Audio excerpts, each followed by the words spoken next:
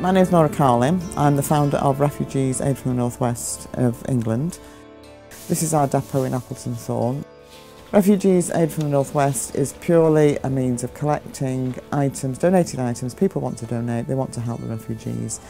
We've had a massive response in terms of volunteers, people either donating or coming to help. We've got over 100 volunteers. We have team leaders, we have shifts that run for about 2 hours at a time. We only send good stuff, clothes, food, baby food, nappies, sanitary towels, anything that we don't use that's no good for refugees is then going to local charities. We've sent out 2 containers to Syria and a container load of aid over to Samos in Greece in November. Let's get you a pen.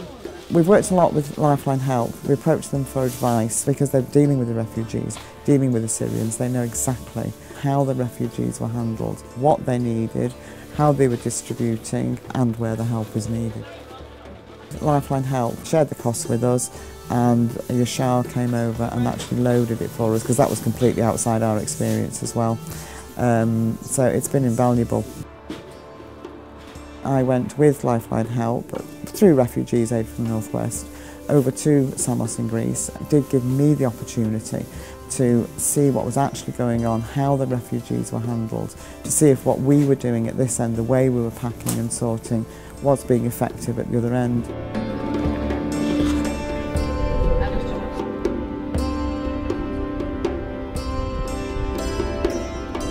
I've been here for 3 days. This is my 4th day. We've been distributing food, sorting in the warehouse, helping families that have just got off boats. Other people have had to take some children and women to the hospital for medical treatment. Just ensure that the people who are here, we make it comfortable for them, we make sure they've got everything they need. The schedule for today, we're going to try to do 3 distributions. First one at 10:30 at the port. That's for kids' clothes. At noon, we'll do a distribution for adults' clothes, and at 4 o'clock, we'll do a distribution of jackets. You have 3-4 teams, A, B, C, and D. So every day is a different task. So every team have got their own job to do, basically. People will be needed to be doing the distribution and double number of people doing. There is a warehouse in the town of Samos, quite a large space, and some of the volunteers have set up the system similar to what we've set up here. Tables, workstations, put up labels, how to sort the clothes. I'm fine, thank you. Getting everything good, ready for distribution. There were quite a lot of donations in there, which I can only presume have come mainly from locals at that stage, because I think that our container was one of the first ones to go into Samos.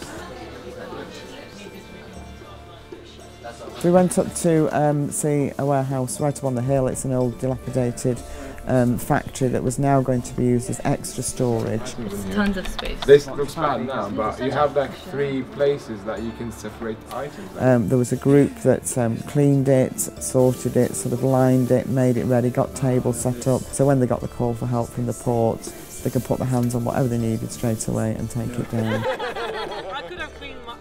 This is the new warehouse that we have, and we have started cleaning and repairing it. Hopefully for next 2 days, 3 days we'll be ready and the container will arrive tomorrow or after tomorrow, and we are going to camp again today to distribute some medical aid.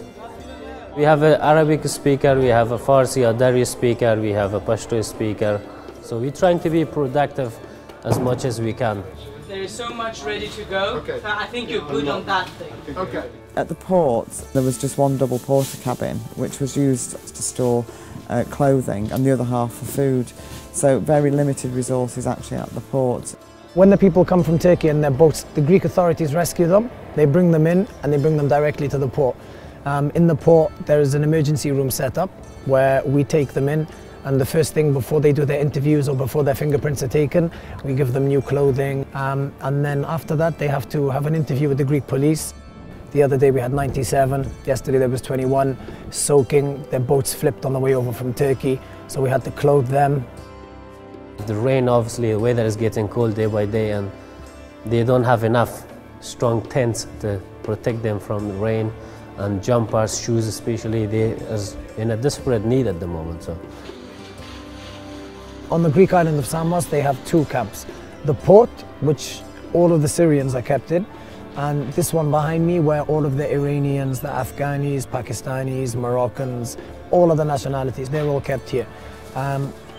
Both camps are quite similar, but this one is generally overcrowded. This was originally an immigration detention center which is only capable of holding 250 people.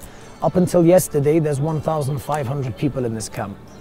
The camp in the port, the same. The other day, there was about 700-800, but now 3 ships have gone out to Athens and a lot have had their paperwork, so now the camps have kind of calmed down a little bit.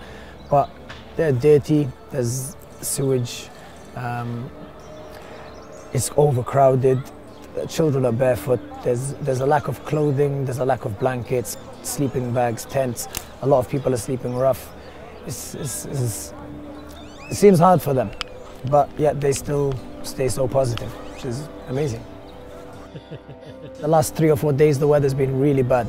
There's been storms, the sea's been rough, but they still make the journey, which makes you think, why are they making that journey? Because it must be a lot safer than staying where they are. The main issue that they have, they're paying, the agent will say, okay, give the money beforehand and then we put you in a boat of maybe 15 or 30. But at the end, at the last moment, they're trying to fit like more than 100 people on that boat. They have a stick forcing them to get into the boat. One of the Afghan refugees spoke to me and said that I was with the family and trying to say that this is not enough space, this is for 30 people, why are you putting 100 people in here? The state of the people, especially when they arrive, panic, shock, fear, overwhelmed. But at the same time, and the main thing I think is they're happy to be alive. Most of the people we've spoken to, they're doctors, architects, engineers.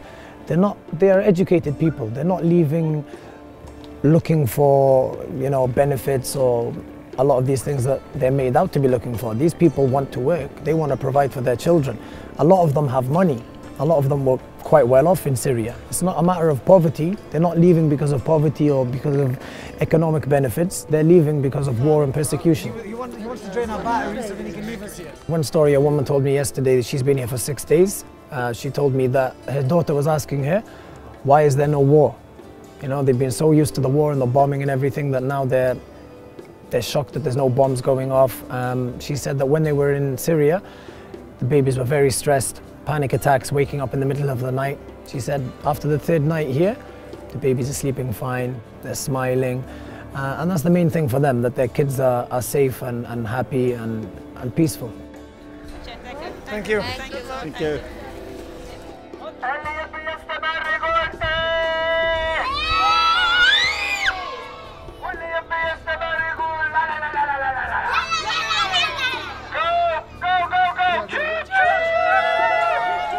The main number of questions from the people who are already settled in the camps are, what do we do?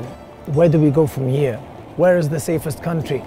Which country isn't going to attack us? Which country is going to take us in and actually, look after us?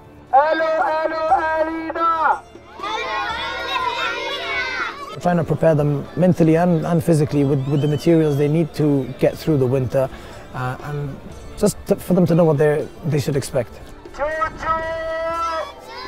It's different watching it on the television, but when you stood in front of them, when you're talking to them, when you see the children playing, you just realise these are just normal people like us. This could happen to anybody. Most of them are fleeing persecution, they're fleeing bombing indiscriminately, villages, marketplaces, schools.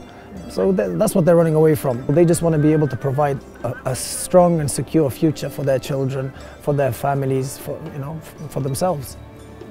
We would all do the same if we were placed in that situation.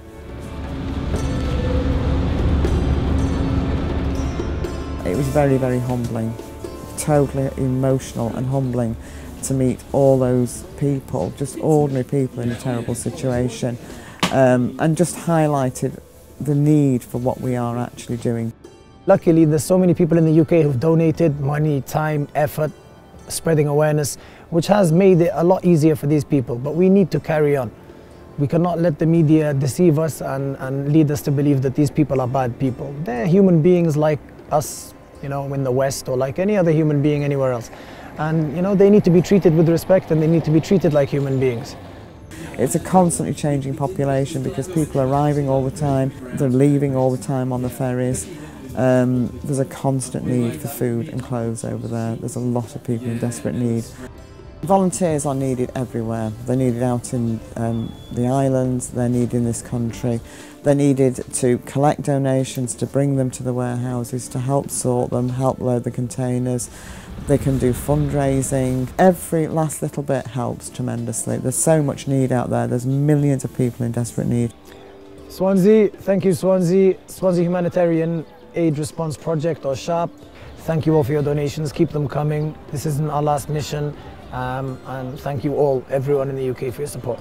The last thing I would say, I would thank people who donate, who helped this cause, this project, working so hard. So we are so grateful. Bless them all for the cause and their help. That's all. Thank you very much for you. I'd like to say thank you to absolutely everybody who's donated and volunteered and supported us and been interested in us. It's been absolutely overwhelming and humbling that so many people care so much for other fellow human beings who are in a terrible situation. So thank you to everybody. Fantastic work. Bye-bye. Bye-bye. Good luck. Bye. Good luck. Bye-bye. Bye-bye. Take care. Bye-bye.